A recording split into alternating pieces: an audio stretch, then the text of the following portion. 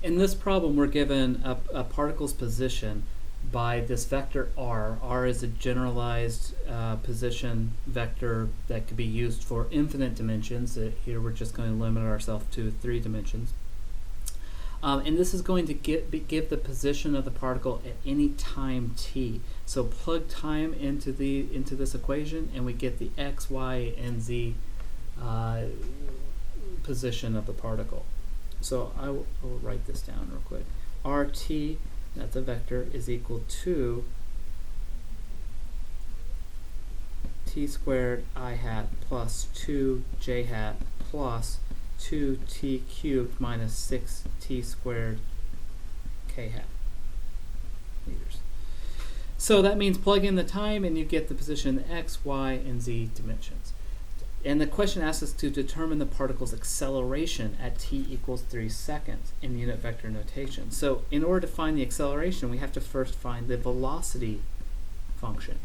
So this vector v is given by the derivative of the r vector with respect to time. So the time rate of change of r. As some little infinitesimal change in time, dt, how much does r change? That's what we're getting at.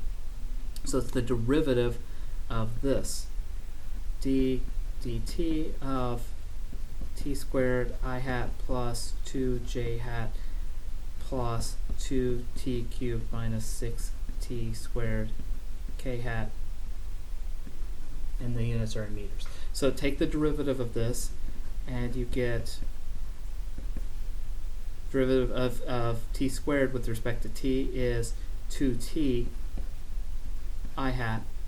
The derivative of 2 is 0 j hat, and the derivative of this binomial is 6t squared. Multiply 3 times 2 to get 6, reduce 3 by 1 to get 2, minus 12t k hat, and put some curly brackets on that and say it's in meters.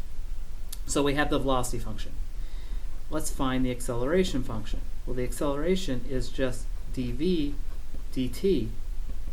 So now I'm going to differentiate this with respect to t. So derivative of 2t is 2 I hat. The derivative of 0 is still 0. Plus the derivative of this is 12t minus 12.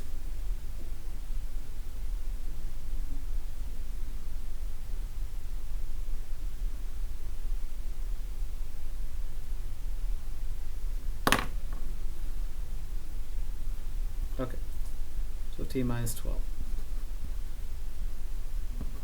meters. So question A asks us to find the acceleration at t equals 3 seconds. So I'm just going to plug in 3 seconds here. 2 I hat plus 12 times 3 seconds minus 12 k hat.